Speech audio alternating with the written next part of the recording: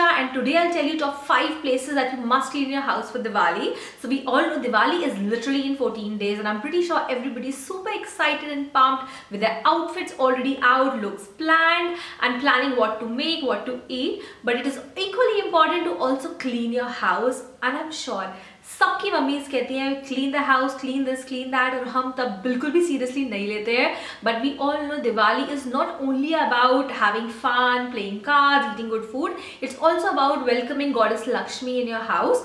So to welcome goddess Lakshmi and in general also it is very important to keep your house clean. But then I know it is not possible for every single person to go through every single thing in your house, which I would love to do ideally.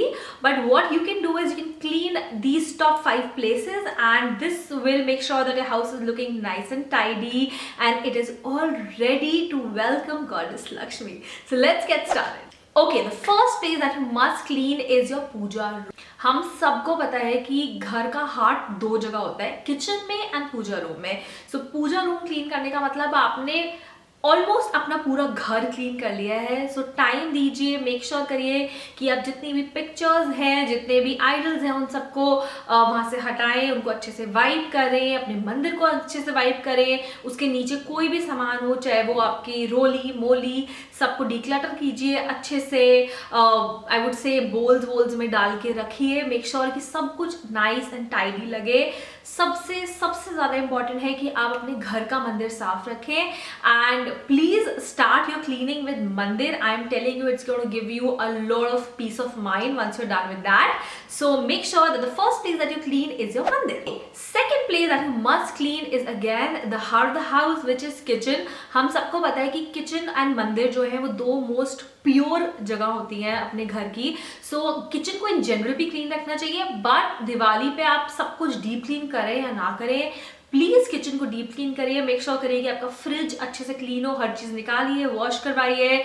मैं सारे जितने भी डब्बे हैं, चाहे वो pulses के हो, चाहे वो ड्राई फ्रूट्स के हो, चाहे वो मसालों के हो, सबको अच्छे से वॉश करवा दो, जिससे कि वार्म कपड़े से हर चीज को वाइप करिए. इससे ऑल्सो डिसइंफेक्ट भी हो ही जाएगा. सो वाइप करिए, अच्छे से अरेंज करिए, and that would be amazing. एक अच्छी साफ क्लीन किचन से बेटर कुछ नहीं होता.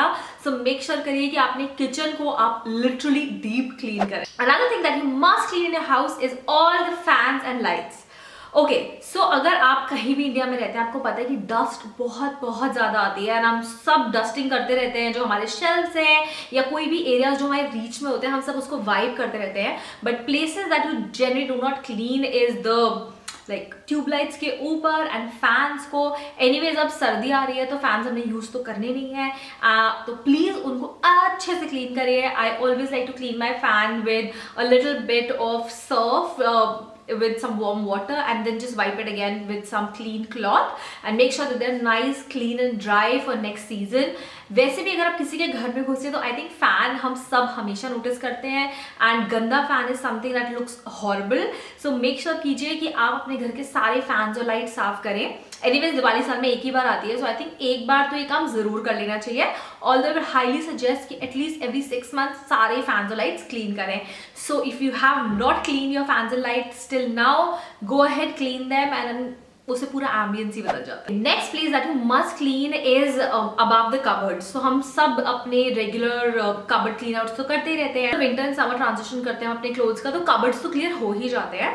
But the place that we always leave is above the cupboards. चाहे वो किचन के ऊपर की कबर्ड टॉप्स हो, चाहे वो आपके कमरे में कबर्ड्स के ऊपर वाली प्लेस हो. मेक श्योर कीजिए कि फ्रिज के ऊपर, कबर्ड के ऊपर हर चीज को अच्छे से वाइप कीजिए, क्योंकि हमारा यहाँ पे मोटिव है जो छुपी हुई डर्ट है उसको घर से निकालना. मेक श्योर करना कि जो छोटे छोटे नुक्स एंड क्रैनीज हैं घर के वो साफ हो. सो make sure that you cleaning all the tops of your gadgets, your cupboards, everything. Alright, and the last place, which is also one of the most important places, is to clean your front yard and backyard. Guys, आप किसी के घर में भी enter करेंगे तो front yard से ही enter करेंगे, तो मेक श्योर कीजिए कि अगर आपके घर में आगे पॉट्स हों तो आप उनको अच्छे से क्लीन कर दें. उसकी जितनी भी डेड लीव्स हैं उनको निकाल दीजिए. पॉट्स के आसपास हमेशा झाड़ू लगवाते रहिए. मेक श्योर करिए कि उनके पीछे मिट्टी इकट्ठी ना हो. कॉर्नर्स क्लीन करिए, एंड आगे का जो वेलकम मैट है उसको क्लीन करिए, जिससे कि कोई भी आपके घर में घुसे तो उसको बहुत ही क्लीन एंड पॉजिटिव वाइब्स आए. And as far as backyard is concerned, I am not sure if everybody knows, but the back door of the house is also equally important. So make sure करिए कि back door के आसपास clutter ना हो, क्योंकि होता क्या है कि बहुत बार हम रियलाइज नहीं करते हैं बट सब कुछ हम घर के पीछे बैकयार्ड में बैक डोर के पास रखते रहते हैं. So even if you have a corner in the backyard जिसमें कि आप अपने मॉप्स एंड क्लीनर्स रखते हैं, just organise it. Make sure कि सारी आप वहाँ पे अच्छे से क्लीन करिए, मिट्टी ना हो, और मॉप करवा दीजिए. जो दरवाजे हैं उनको साफ कर दीजिए. So that's very very important that you clean the front and the backyard of the house. Alright guys, so these were the top 5 places that you must clean your house for Diwali.